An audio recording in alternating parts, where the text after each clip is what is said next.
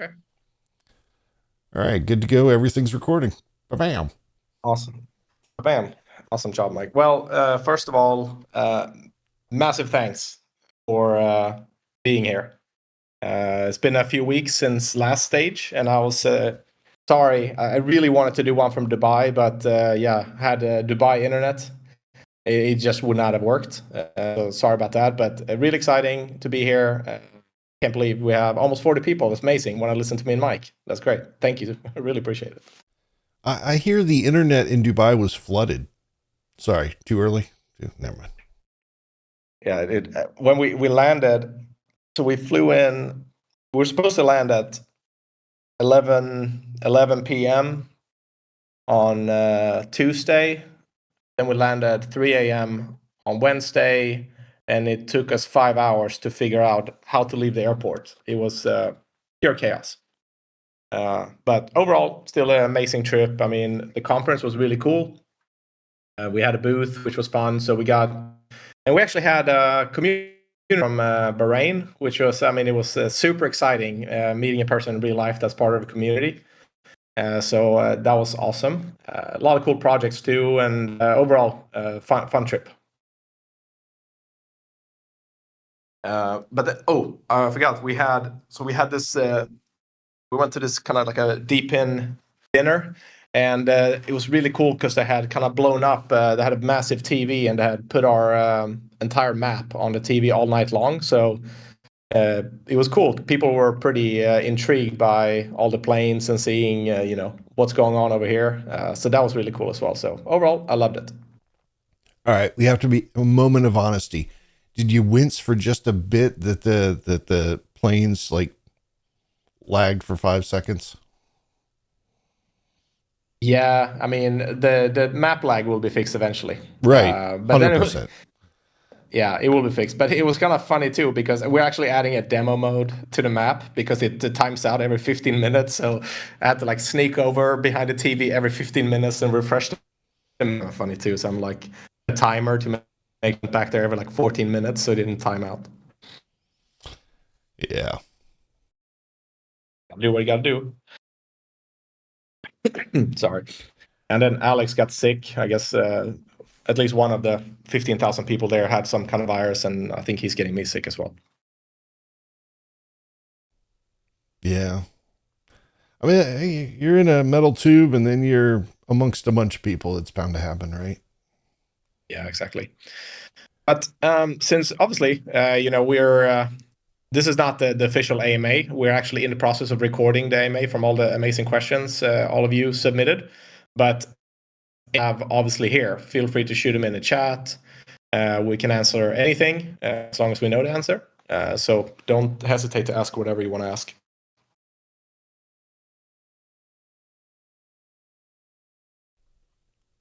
Not all at once though. You got to slow down. Yeah, we love the crew that's into these stages. You guys are the best. Let's see. Antonio, read your question real quick. I guess I can actually. Hey, Mike, will the chat show up in the video, or do we need to Yeah. read the questions Yeah. for the video? People can read it if they want. If they're on their phones though and just listening like a podcast, and they won't. So we should probably summarize. Okay. Well, I can just read the question. So Antonio asked, I would like to know more about the plans the team have to spread the word about the project and push adoption. Besides subscription cost, what will you do to bring current Web 2.0 customers of SIP platforms to ours? So our initial goal and kind of what we're focusing heavily on now is really optimizing the Web3 portion, because obviously we have a really good business case. We're in the process of onboarding our first, which is really exciting. But so we know we need to obviously launch testnet early May, which will be exciting, and then as quickly as possible make sure everything works to go to mainnet. So the initial focus will be mainly on the Web3 community to maximize for all you guys. And then the plan is to hire a kind of user experience team. And that team, the sole focus of that team will be to make sure that the actual experience of being on the platform is really, really exciting and really good. So we're going to take some of the best stuff, maybe that you see a flight radar, we come up with like, how do we differentiate ourselves and bring value from the platform in terms of what can you use the platform for, what type of information do you get from the platform. And back to Antonio's question, if we make the user experience of the platform good enough, that will attract people from the existing network. They say, hey, if we come over to Wingbits and send data, not only do we get rewarded, but we also get a very awesome experience. So that's how we're planning to push adoption from the existing networks. But I think also there is still quite a high level of skepticism regarding, the crypto and Web3 among the traditional networks. Obviously, not everybody, but a large portion. So I think an important step for those people to change their mind is actually proving that, one, we can deliver value to our community in forms of, hey, like earnings, what are they actually worth?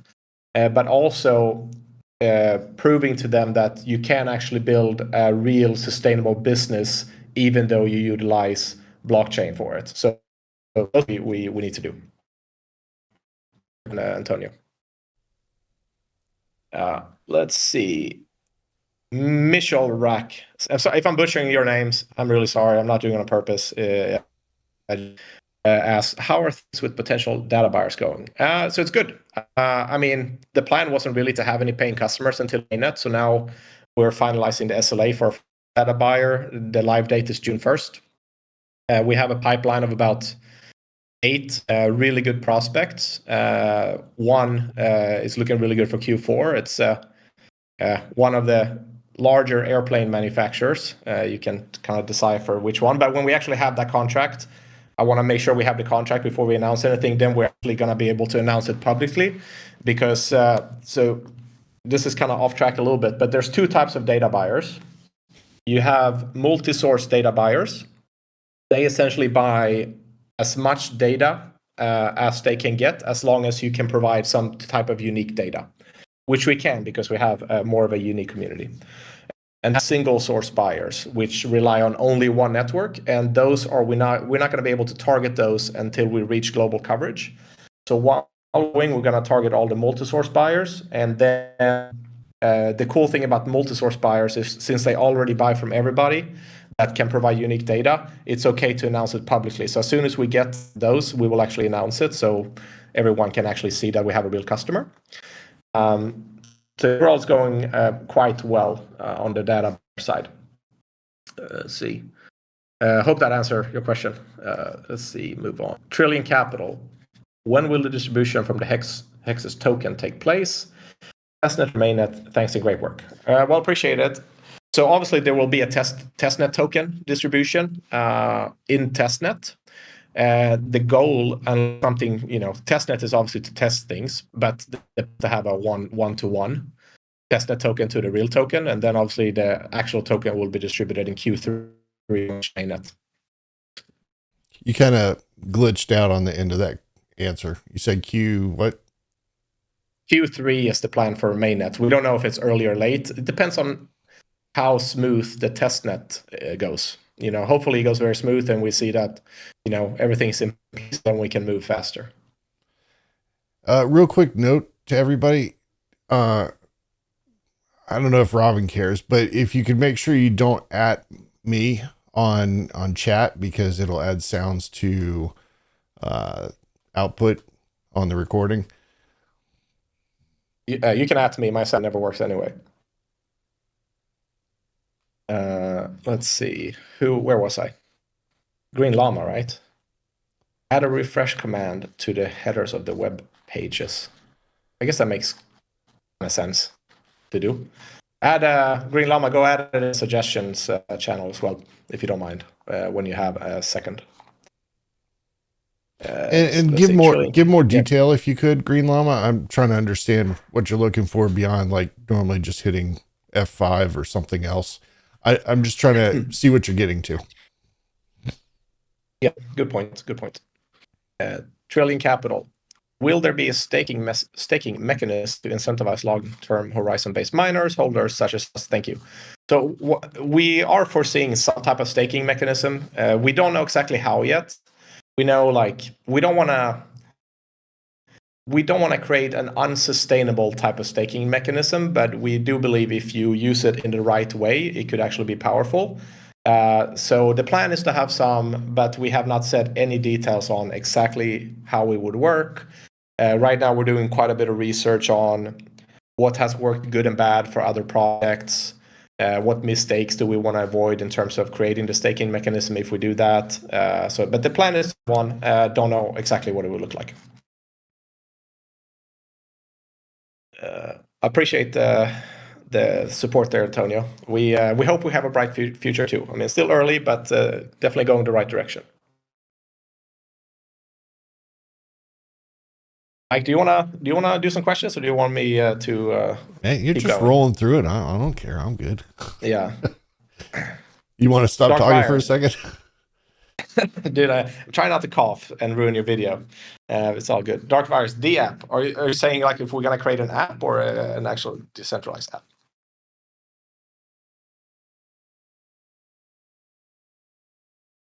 Not be heard. I mean, I don't know about the app yet, but like we are gonna create an app. Don't know exact time frame for it, but we will create an app. I mean, right now the only idea is to have it to, monitor all your stuff, see the dashboards. But there will be a lot. There's so many cool use cases for an app that can actually collect things that can kind of support or have good synergy with the data we're already collecting and still utilize the community, offer further earnings, collecting different things. We will come out with more details when we have a better plan, but there will be an app. Stewie has kind of a follow-up. Understand. Oh, yeah. Why would the multi-data buyers buy from Wingbits over the usual data aggregators? Well, why would they buy in addition to, I guess is also a phrase. Well, one actually really cool thing that we found out is that since we have clearly the best community of any flight tracking network. Even I'm not biased, that's just the way it is. But what's cool about the community, you guys here, is that not everyone that's here are currently in the other tracking networks. Also, because we have a much higher uptime.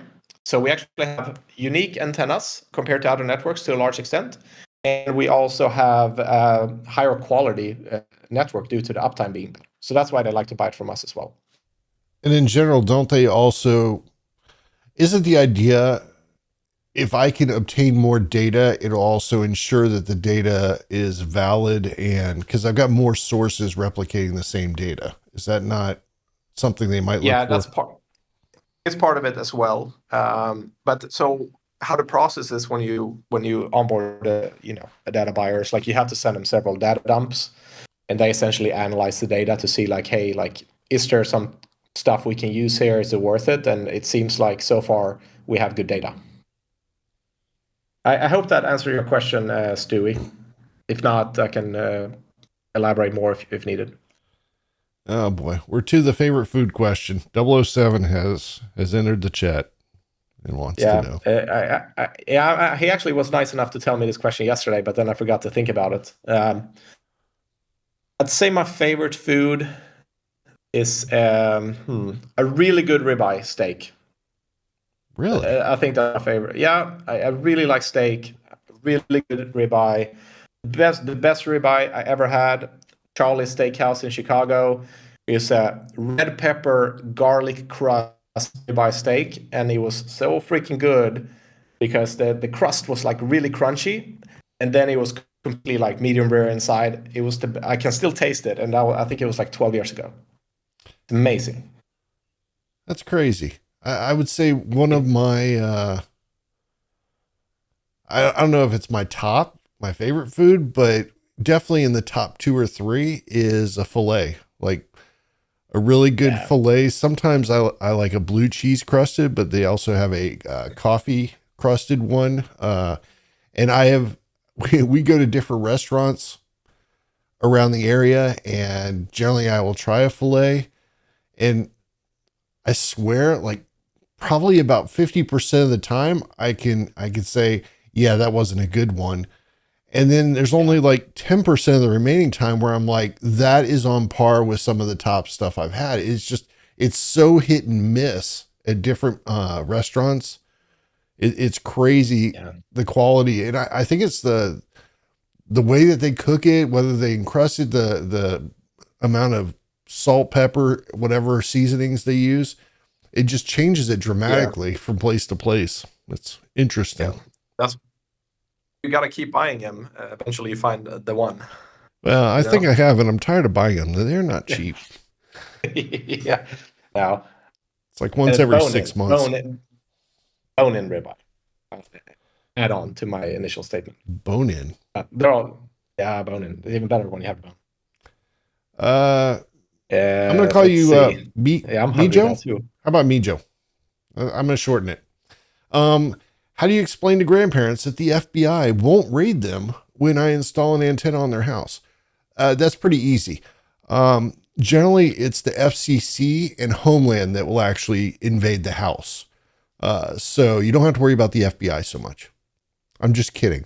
So, I mean, we're all allowed to have antennas. It's our property. And since you said FBI, I am assuming it's the US. I don't think the FBI works off soil. So just, the bigger problem you'll have in the US is homeowners associations. And I know there's some laws that allow you to kind of put antennas up, but it's kind of a gray area when it comes to these kind of antennas, because the federal ruling allows you to put up antennas on your house for the purpose of receiving traditional like radio and television broadcasts. These are not exactly on those frequencies. So some homeowners associations can definitely cause more trouble than probably the FBI. So that'd be more like the Karen Bureau of Investigation coming for you. Yes. And I used to be the male Karen in charge of a large one. So I was never very forceful on it. I just enforced whatever rules we had and just let bygones be bygones. Who cares? Yeah. But kind of elaborate further on that. There was actually a legal decision in court because there was some countries wanted the tracking, but they actually deemed it as it's the equivalent of having a license plate on a car. So it's open data. Anyone can catch it. It's totally like it's regulated that way now. So you don't have to worry about anyone actually prosecuting you for anything by tracking this data.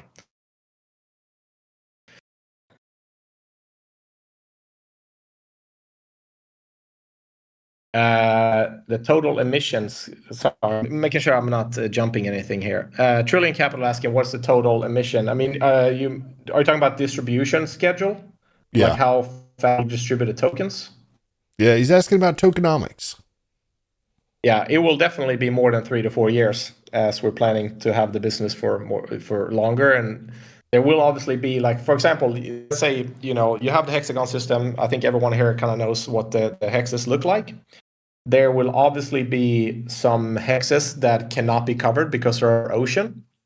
Those unclaimed tokens will go back in a recycling pot, which will be used for either like area rewards or like staking rewards if we do a mechanism there. But it will also be used to essentially replenish back to the miners to extend the distribution schedule. We're 100% finished, but with the distribution time, but it will be 10 times longer than 3 years.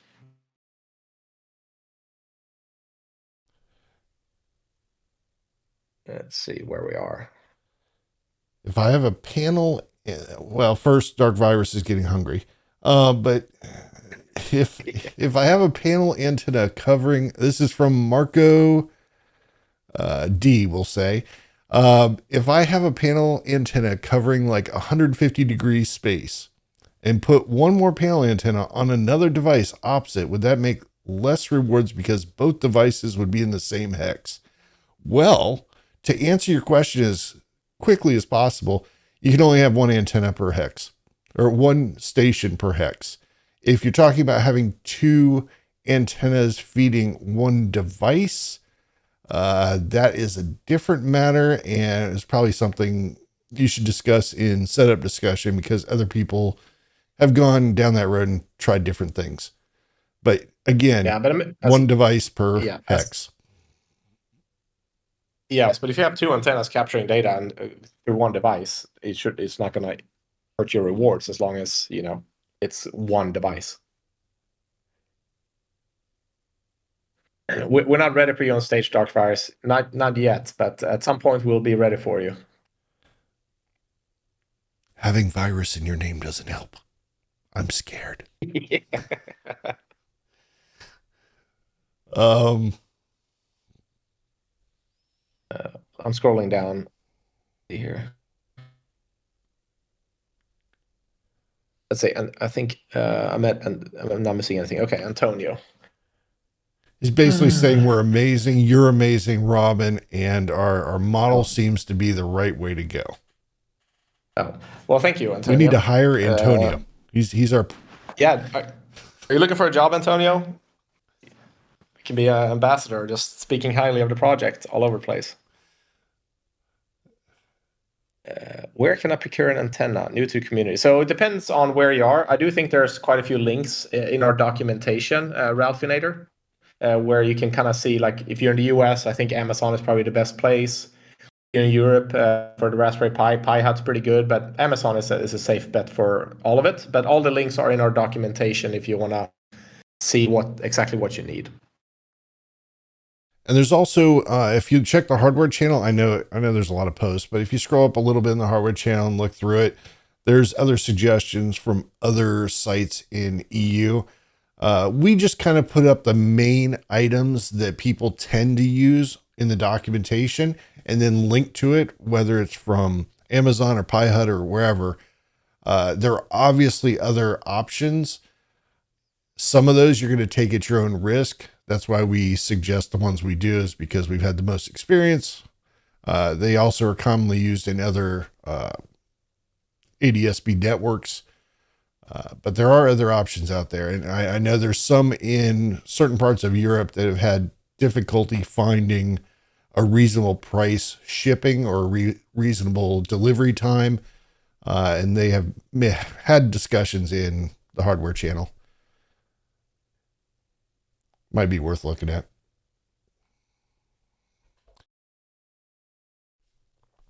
Yeah, let's see. I think I'm at Trillion Capital. Let's see. Those person. He's asking about basically the refund of the hexes. When will that happen? Yeah. So if we can make sure it's a 1-to-1 token on testnet, then we would just distribute those since they'd be converted anyway. If for some reason we feel like there's not 100% certainty that it's a 1-to-1, then you'll obviously get them when mainnet launches, just to keep you safe. We don't want to give you the tokens and then they're actually not the accurate amount. But yeah, best to do it in testnet. I hope that answered the question. Marco, 2 devices, 2 antennas. So there's going to be some edge cases. I know that they will always be trying to do the right thing by maximizing at the very area, but right now it's only 1 device per hex. And I know some people are going to, it's not going to be 100% perfect for everybody because there are some edge cases. But overall, it's to, kind of limit saturation, because there's really no point for the project to have 2 neighbors having 2 antennas and just saturate each other. We need the spread. So unfortunately, right now, that would not work, Marco. Sorry about that.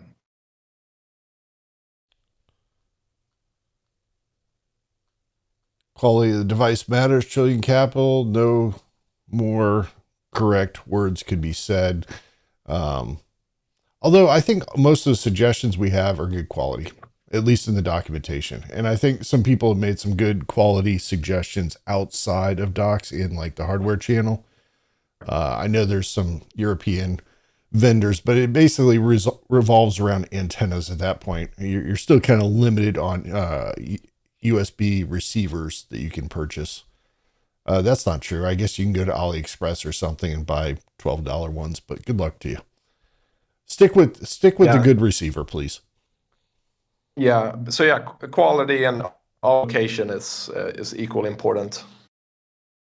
Let's see, how much time do I have to look for updates on my Pi and how to do it? Mike, this how often do you have this question? to update your OS on your Pi, or how often you have to update? All right, let me just handle it two different ways.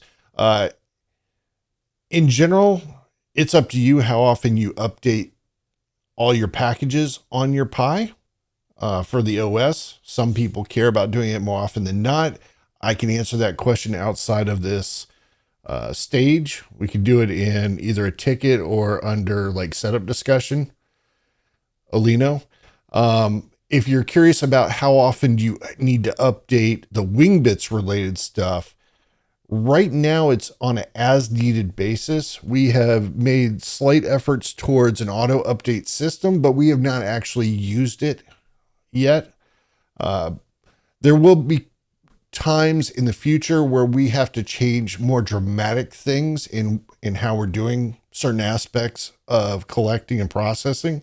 In that case, we will actually want it updated on everyone's Pi. So that means either using an auto update or having a call for everybody to run a command to update it. So you shouldn't have to do anything on your Pi if we don't ask you to, and we haven't really had too many of those ever. We're changing the format. We're ingesting the data. That may require an update if you haven't updated in a long time and it's not on the auto update. But the good thing about that change is that it's gonna lower the bandwidth use from your Pi. Yep. Let's see. Where can I get a Wingbits shirt? I need one to wear around Toronto. You know what? I was gonna order swag before Dubai, didn't have time. Minimum order quantity was 1 million. But I did think it would be really fun to when we reach mainnet, order swag. So if you were you Pioneer, you can get the Pioneer swag. If you're a beta participant, you get the beta participant swag. So if maybe we run a poll and see if people actually want that, and just be like an at cost kind of thing. Maybe we even have some giveaways. Some swag is coming. We just got to figure out a way to so people can actually order so they get the right size, because I don't want to order 1,000 of each size. But I too want some swag because I don't have it yet, which is kind of crappy, I guess. Yeah, who's going to do a car wrap? Are they still around? We need a car wrap. Oh yeah, we heard about the car wrap. Yeah, if the car wrap person there, let me know. If you do a car app, we'll love you forever. Ash is asking, any plans to increase the viewing page on the 7 to 30 days? So the dashboard, yes, 100%. That will be enhanced in the future. I think development redirected more towards pushing for the testnet milestone. So that aspect of enhancement on the dashboard has kind of been put to the side just for the moment. I think everybody would appreciate, I'm guessing everybody would appreciate more seeing testnet and seeing some token distributions and how that all works more than the historical increase on the dashboard. But trust me, we want both to happen. It's just a matter of priority. Yeah, and right now, we're expanding the team, so we have some developers that are gonna start, May, June. So we're gonna be able to start scaling quite a bit faster at that point. And there's a million things we need to do. Like we need to upgrade the website. We need to have more of a network stats explorer type. See like how many antennas does the project have? What's both collect the data points, how tracked flights. We need to upgrade the map. We need to enhance the dashboard for all you guys, so you have more stats on the dashboard. You can do more things with it. So there's a lot of things coming. We have it on the backlog, but we need some more. So we're collecting them right now.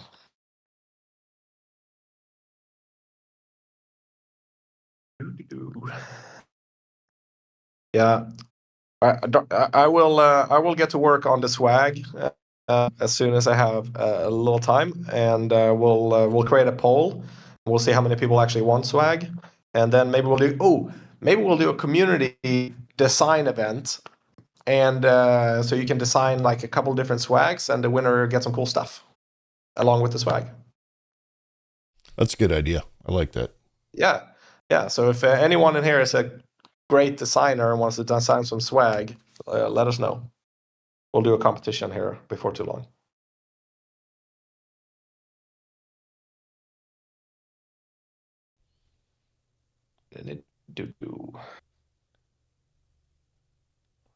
It will not come with peanuts. We don't know if people are allergic, but otherwise we would send some peanuts. Dark brown, haven't done too mitigation into peak. Wingbits is going to be one of the first testnet scenarios. I don't think so. I think there's quite a few. Like I know Silencio is on testnet on peak, for example.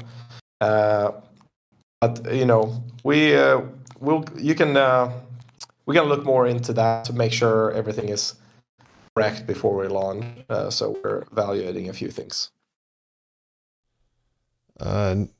Nick Ninjaneer is asking, can you remind me why I should be going with a 5 to 6 dBi antenna? I'm using a 12 and I'm getting perfect results. Sorry, nearly perfect results.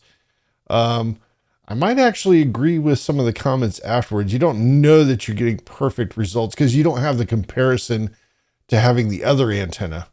Maybe you have in the past. So here's the problem.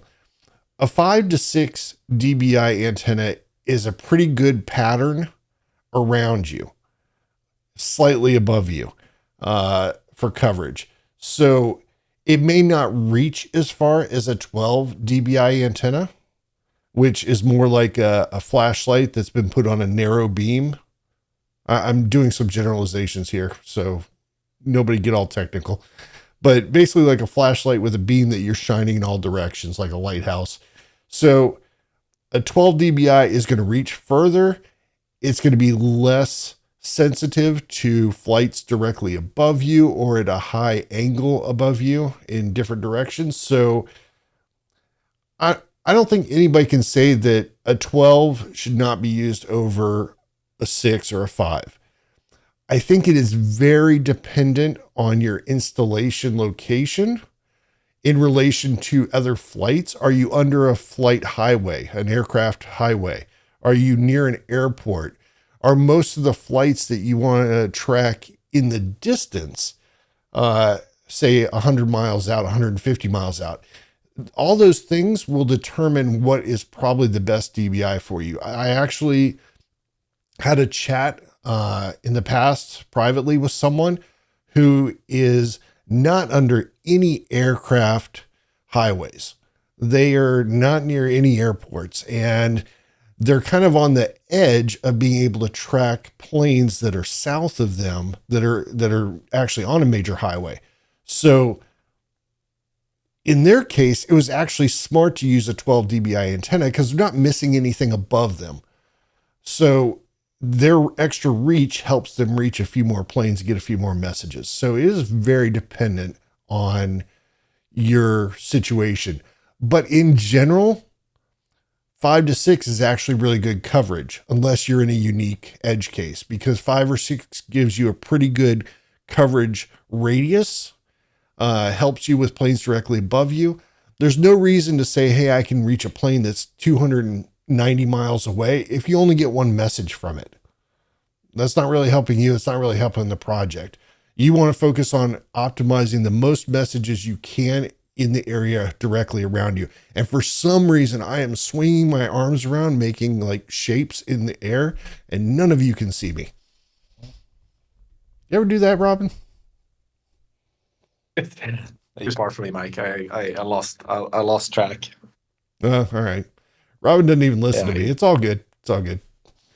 I don't know if that answered your question, Nick.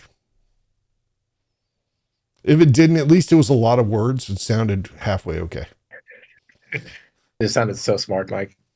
Amazing. Where were we? Here. Try to look for some questions. Here's some internal discussion. Swag on stage, please. Antonio, it's coming. I will get to it. Dark Virus, I think you answered me further down. But yeah, if you wrap your truck, that'd be cool. Thanks for the advice, Green Llama. To check out Cryptolids. Check that out. And Ninjaneer, share the dots. Thank you. Let's see. Ash, big thanks, man. That's really nice. Thanks so much for the nice words. Dark Virus, sounds like you need interns. We actually have one intern. He's actually awesome, and we are currently looking for some more interns. But the plan is to have about what we're creating now with the is two developer teams. One is for the user experience to make sure that it's more and more fun over time to be on the platform and you get more and more value out of the platform. And the other is more of a back-end data security and obviously blockchain team. So we're recruiting for all those right now. So we're trying to, it's at this small of a stage of company, started a few companies before. It's super, super crucial that you get not just the skill, but also the right team fit. Because if you get one person that's toxic, they can literally ruin the entire team. So we're being quite picky in making sure that we're not going too fast, but still going fast enough to be able to scale. So it's a tricky process. Stewie, any plans for any events near home, EU, UK? I'm sure. I mean, so obviously we went to Dubai. That was kind of like, we got invited, so that was really nice. One thing that's like, it's really important to not kind of get too loose with what you spend money on, because we need to maximize building a good business that can generate value for the community. While I understand, it's super cool, and I would love to do these, a bunch of events. Right now, I cannot justify spending money there when I rather spend it on something that gives value on the project. But in the future, we're definitely going to at least go to some events around EU, especially within aviation. We'll be at some events. So whenever we schedule events, we will announce so that people, if they're in the area, can come and say hi. It'll be amazing. It was so much fun in Dubai to meet some community members. I really enjoyed it. So that would be really cool. So we'll keep you posted too, I promise. If you have any good events that you recommend, also please let us know, because we're fairly new to the industry. So if you know, let us know. I'm going to try to knock out two questions at once. Maddie is asking, how do you know the optimized gain video or the Discord help or bot help or anything? They tell you kind of what your goals are, but the ultimate question is, how do you know that you see almost all the planes? Good question. You don't. It's one of those situations you don't know what you don't know. Unless you have a benchmark of data that represents all the area that you would cover from some external source, you don't know if you are getting almost all the planes. All you can do is optimize your gain, make sure you don't have too many hot messages, make sure your antenna is in the best location possible for your site, hopefully as high up and as clear view as possible. That's all you can do. Honestly, like, we can all worry till the end of time. Like, am I not capturing enough? Should I move it 6 feet to the left? Should I change the gain? I mean, you can worry about all this. You just have to go with it. I mean, I know it doesn't sound perfect, but it is what it is. You can only do what you can do. And that is just optimized based on the settings. Yeah, Robin? What would be a really cool function actually to do in the future? I don't know if anyone here uses Zillow. I really like Zillow to look for houses stuff, just for fun. But they essentially allow you to kind of draw on the map where you want to look, and you could theoretically build a function where if you have an antenna, just a part of the world, you can actually draw like an area around your antenna, and then you can get a local leaderboard to see, okay, all the antennas that are fairly near me, how many data points do they capture, and then at least you could get a somewhat of a sense of, okay, if I'm capturing 1 million and the other antennas are capturing 8 million, maybe there's something off. Yeah, maybe they're doing something I'm not that I should be doing. No, Yeah, that's maybe they're fair. cheating. Oh yeah, Yeah. not in our project. No, but that would be cool to do actually. That'd be a fun little thing. Just the second part was Nick. You're doing a follow up. Is it possible to use two antennas into one since we're receiving only? Yes, and I've seen people do it actually, and it works fairly well. So as long as you don't overload the receiver, uh, everything should be fine. I wouldn't mind having a chat about this out of the stage if you want, but there's definitely options there. Cool. Where are we, Mike? Did you go further down? Should I jump back I up? skipped over Trillion because he was talking to you directly, saying the Blockchain Futurist Conference in Toronto is in August. You guys should get a booth.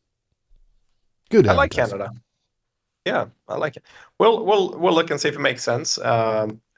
May go. I mean, we're thinking about the Token 24/9 in Singapore, but we don't know yet. It all depends on what do we have on our table to do.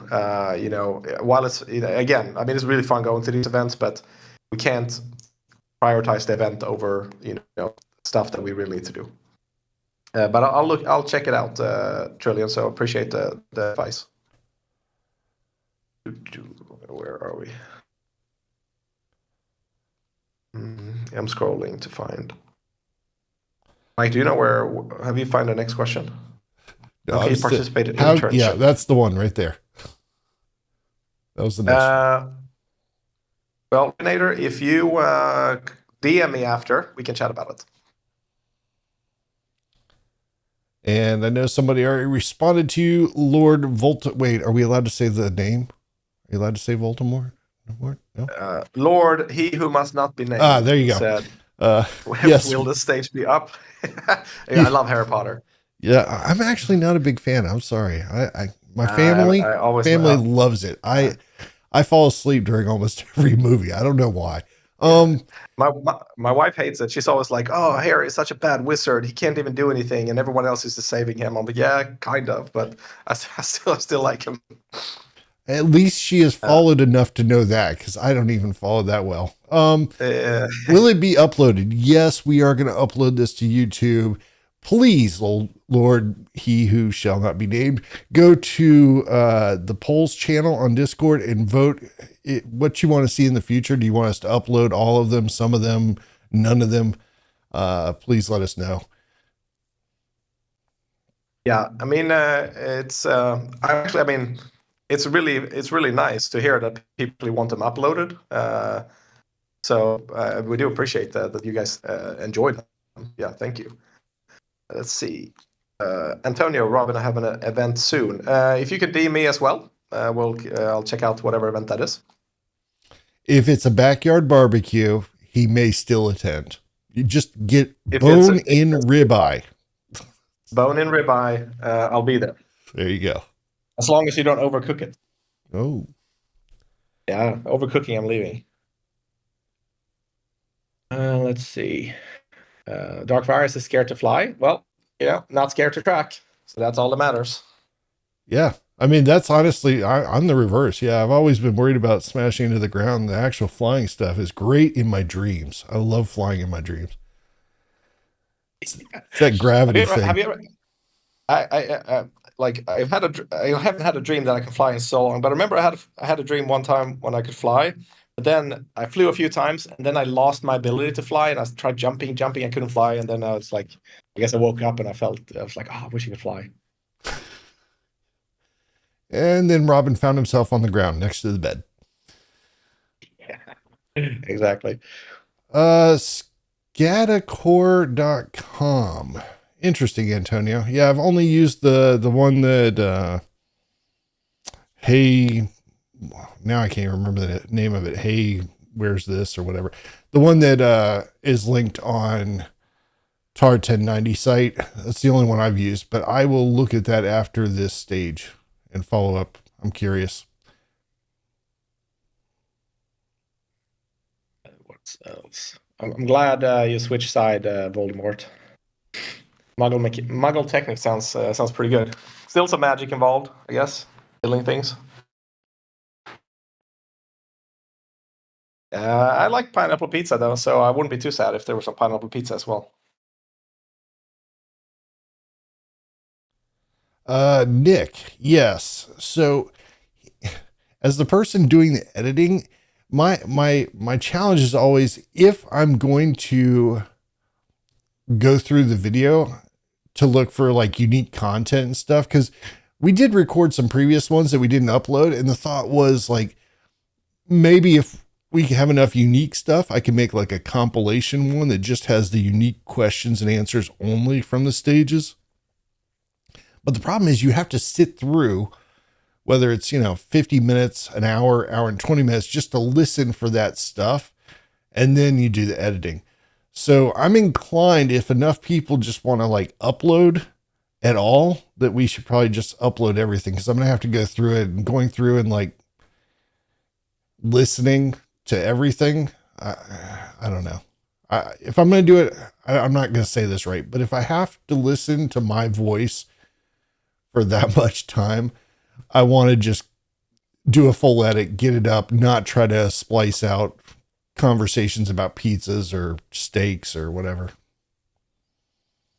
Yeah. Dark Virus does not like pineapple pizza. I think the fact that I also like ribeye makes up for the fact that I like pineapple pizza. So I think we're kind of on neutral ground. I am not a pineapple pizza person, Dark Virus, so we remain united. We're like a subculture of Wingbits right now. Wait, Yeah. do we know if Alex likes pineapple on his pizza? I actually do not know, because whenever he eats pizza, he does not eat pineapple on it. Well, there you So go. I have not seen him get a pineapple. But in my own defense, if I order pizza, it's not the pizza I order. If it's provided to me, I will eat it. I'm just saying, you might be in the minority anyway. Yeah, probably. Uh, Mike's got a good setup. Me and Alex are way behind. I'm sitting with my AirPods still. Alex bought a microphone. I got a microphone. It's terrible, so I don't use it. So I need to get another one. Monotone voice, isn't that a bad thing? Monotone. I mean, it's just like blah blah blah blah blah. I don't know. My wife, I think I've said it before. My wife would agree with you. She 100% falls asleep if it is past 9 o'clock at night, and I want to talk about my day, and we're on the couch.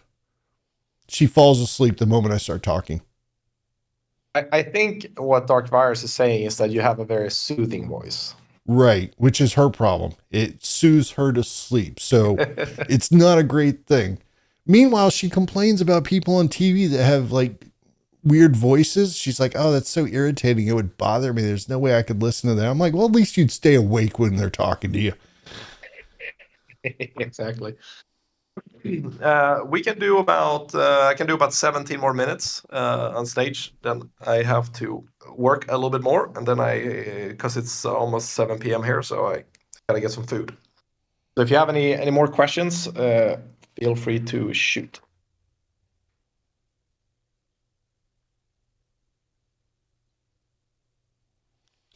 I don't know what that link is. I'm not clicking it. Well, click it. It's worth. Well, I can't because then it ruins the video. Well, it's a pineapple seducing a piece of pizza. Pretty much. Ah, Yeah, it's very nice.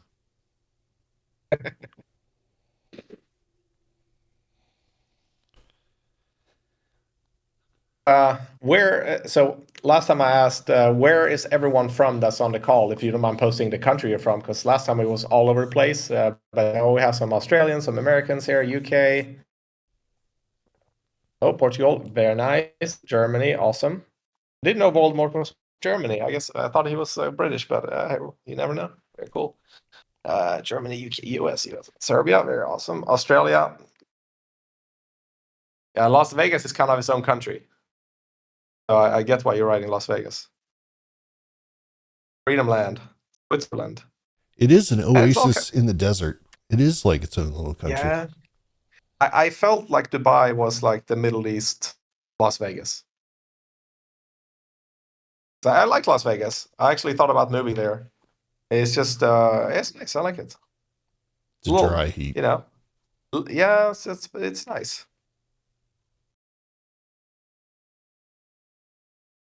And all over the place. That's really cool. Yeah, My like what? favorite. Yeah, what'd you enjoy in Dubai? You guys like ride? I don't know, like go karts around like 1,000,000 feet up in the air, up above the world. I mean, Well, what'd you guys do? the only I mean, the city was amazing. Like it's clean, it's super safe. It's actually super shocking. We went to this kind of like a rooftop. These people, like, they have their purses, they just leave them, and the purse sits on the table for like 45 minutes, and they just go, and then all of a sudden they come back. I mean, it's so safe. Like it, so that was really nice. Super clean. Everything is new. Uh, so the infrastructure was really good. The food was amazing. Went to this barbecue place called the Pit. It was like neat meat, and you could just order whatever types of meat you wanted. It was amazing. And then the only day we had off was Saturday, and we went on a desert safari. So we went sand duning, and that was really fun as well. So, what is a desert safari? I mean, you go out in the desert, it's like, oh, there's sand. Yeah, here's more sand. You're just saying you went like dune buggying out in the dunes. Is that it? I mean, yeah, there was camels, but it's not. I mean, there is some truth, you know.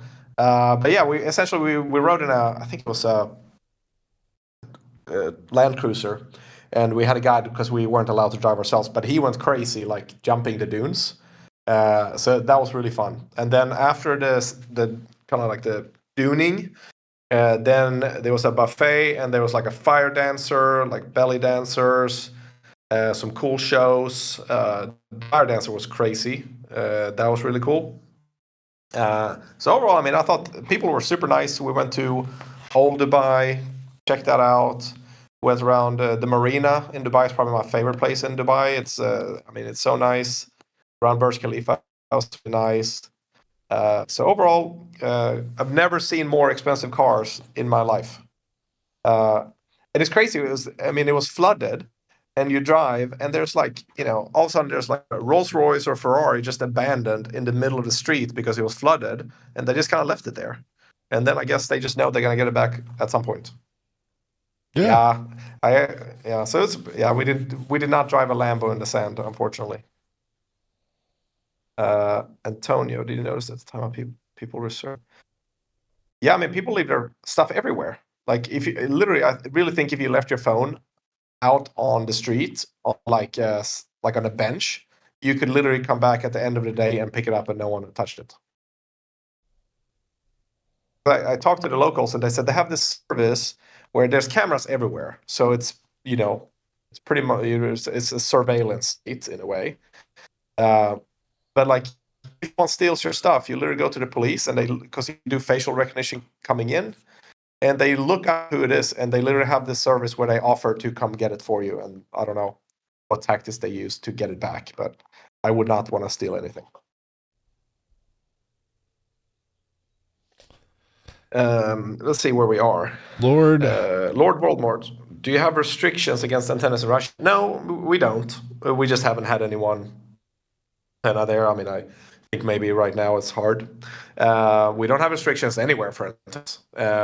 I know. Well, I can't say I know because I haven't, but I've heard other people that work for the other networks. It's very hard to get permission to host antennas in China. Simply because I was told that the government is not super keen on having people share data. Where But I was haven't heard that? You anything in kind of Russia. you cut out when you said where. China. China. Parts of China Got it. is sometimes hard to host an antenna. But I mean, I know the other networks like FlightRadar, FlightAware, they have some antennas in Russia. It's just we haven't gotten any yet.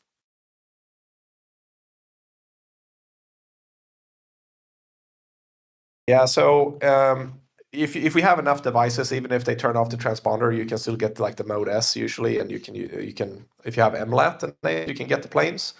But I don't know the regulation in Russia. Obviously, in Europe and the US, Asia, you're not allowed to turn off the transponder unless you're like a aircraft on an active mission. I don't know how it works in Russia. I have no clue, but maybe they're more lenient with turning it off. If anyone here knows anyone from Russia, please ask, because I don't know. No, I don't. No, not for this data. There's no sanctions.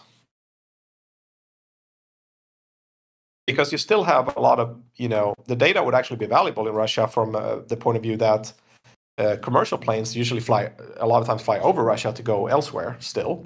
And so it'd obviously be nice to get the flight path if we could.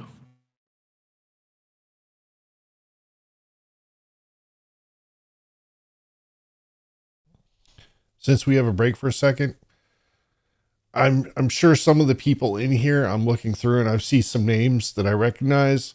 Again, I appreciate all of you guys that did submit your antennas for the upcoming video on dashboard coverage.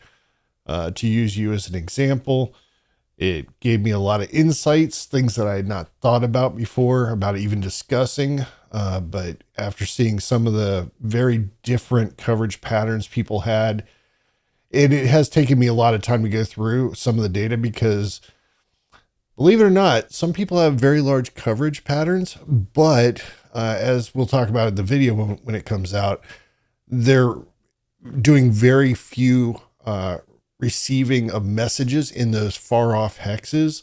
So it makes it look much larger. So it's to evaluate, I've had to go through and like look and see where you're kind of centralized most of your message receptions around, and what areas those are, and then try to categorize it to talk about it in the video properly. But I 100% appreciate everybody doing it. I got more than I expected in response. Be careful what you wish for, as I said in Discord yesterday. But thank you. Let's see what else we got. Mike, should we take a moment to thank our sponsors? I would do that, but that we don't have any sponsors. Well, secondly, it could demonetize our YouTube video. Not that we are monetized, but every time if you discuss a sponsor in a video, whether it's monetized or not, you have to check it on upload. So I don't want to. I don't want to go into that.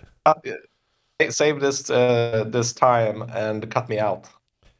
Yeah, I'll cut both of us out. All right, everybody, start again from now. Yeah, do a clap. What else shall we discuss? Let's see if there's any cool updates. Sometimes it's just like so much going on. My brain feels a little scrambled. Anybody have questions on, let's say, the roadmap? The updated roadmap. When API. You know what? I like this When API a lot more than the When token. When API is not too far off because we need to have it live to go live with our first customer. So not too far off.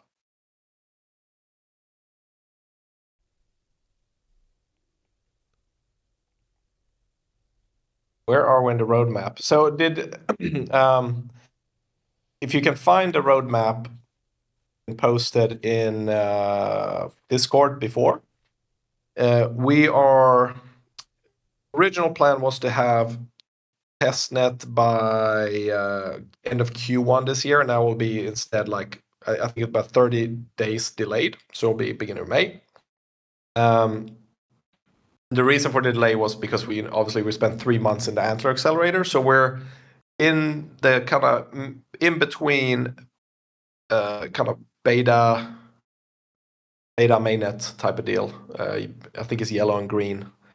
But yeah, overall it was actually surprising because the roadmap was made I think end of last summer, and everything has pretty much been I would say it's like 95% perfect on track. So that's been really nice. Antonio asks, is it in the plan to have global stats from the antenna similar to other aggregators? Yes. Trust me, Robin is all about what kind of cool, fun stuff can we add? How can we make this kind of a game? How can every participant have some kind of enjoyment out of participating beyond just rewards, and being able to look at some planes on their local system, and having some kind of statistics, having some kind of ranking, gamifying it somewhat to have some interesting stuff, all being discussed, all things that we'd love to do. If you have a specific suggestion like that, please put it in the suggestion channel. And I noticed there's one new one in there. I can't click on it, it'll ruin the video, but please keep submitting suggestions. Yeah. Yeah, because I mean, it will be important over time to deliver value in the forms of like the platform is usable for more. Rewards obviously is super important, and that's a big portion. Statistics page, but past that, what value let's say you use the app for, I don't know, traveling, and you use the app for for whatever you need it for your daily life as a traveler, as like you have friends traveling, you want to I don't know, if you book a ticket, could you use the platform for something? For example, one thing that I thought, which I don't understand why it's not existing, is why can I not find somewhere what's the layover time I need a specific airports if I have like 2 layovers on a plane, like because there's during different times of the day, there's different like delays in security in an airport, depending on what gate you land, what gate you're going to. There's a time between those. What's the average delay of this airline into this airport at this time of day, and so on. Like all those things should be able to provide you with like, hey, at Frankfurt at 5 o'clock in the afternoon, you need to have at least an hour and a half layover, to be on the safe side. So like, there's a cool stuff we can do. So if you think of anything, crazy or not, I still want to put live video feed in airplanes, and you can jump from the app into the airplane and see the pilot. It's a little bit out there, but that'll be fun. And with that, we are at 1:02 my time, which means we're 2 minutes over. Yeah, I mean, I do have a couple more minutes. I do have some stuff to do. So if anyone has any last questions, I'll take them. But then I actually do have to out. And all the food talk has made me hungry, and I'm ready to eat as well. Yeah, me too, man. Although yours is dinner and mine's lunch. Yeah, exactly. At least I had lunch. Maxie's, let's see. That's, what are you, past midnight right now, Max? If you're still awake. Oh yeah. Yeah, that's he's committed. Yeah. Cryptbert, you get rewarded for each hexagon that you provide data, and it depends on what percentage of data in that area did you contribute compared to the other people tracking data in the same area, if that makes sense. Yeah, remember there's 2 different hexes, as 120 pointed out. There's Res 3, which are the larger sky hexes. That's your coverage or your rewards hex. Then you have your small location hex, which is just simply used in the system to define where you are and make sure no one else encroaches on your small little local area for installing another device. But those are not related to rewards. Yeah, the best advice still to maximize rewards is getting coverage ground level on an airport, because it's very hard to get. So even if it's many antennas around, if you get ground level coverage on an airport, most likely you're probably going to be the only one, and they transmit all the time until you park at the gate and turn off the plane. So that would be amazing. That's the best data. And ground stations. I mean, sorry, ground units. You get all the cool vehicles, stuff that's sitting on the runway and driving around. Yeah, it's awesome. All right, guys. Really appreciate all the support. Thanks so much for sitting through this. This turned out to be almost an hour and a half. So sorry, Mike has to edit an hour and a half instead of 45 minutes. But I mean, I mean, it's so fun doing these, and I love that you guys are here supporting the project. We're gonna build something really great. I just know it. So massive thanks, and we'll schedule a new stage for too long, and then we'll do the AMA. All right. Thanks, everyone. All right. Have a good morning, evening, day, everyone. See you next time.